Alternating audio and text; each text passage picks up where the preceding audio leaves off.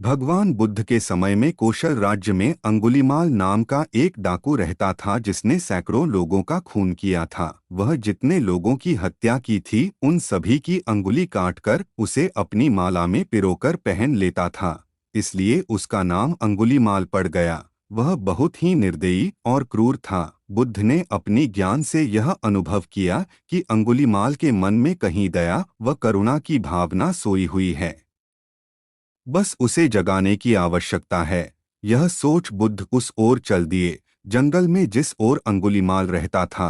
अंगुलीमाल बुद्ध को अपनी ओर आता देख अपनी तलवार लेकर दौड़ा, मगर बुद्ध अपनी स्वाभाविक गति से चलते रहे। उसने जोर से चिल्लाकर कहा, ठहर जाओ। बुद्ध रुक गए। जब अंगुलीमाल बुद्ध के पास आया तो उन्होंने कहा, मैं तो ठहर गया, मगर तू कब ठहरेगा? तेरे अंदर पुण्य मरा नहीं है। यदि तू इसे अवसर देगा तो तुम्हारी काया पलट जाएगी।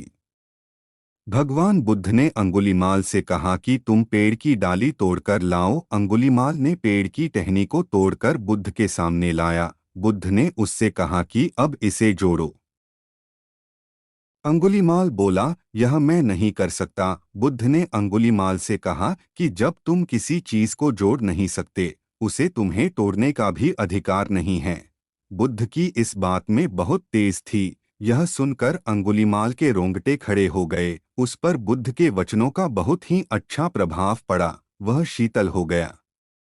वह भगवान बुद्ध के चरणों में गिरकर माफी की गुहार करने लगा। पहली बार किसी ने उससे इतने प्रेम भाव से बात की थी। अंगुलीमाल ने कहा, मुझे माफ कर, अपना अनुयायी बना लीजिए। मैं इस अनुशासन को स्वीकार करने को तैयार हूँ। उसने अंगुलियों की माला उतार कर फेंक दी और बुद्ध के चरणों में गिर पड़ा।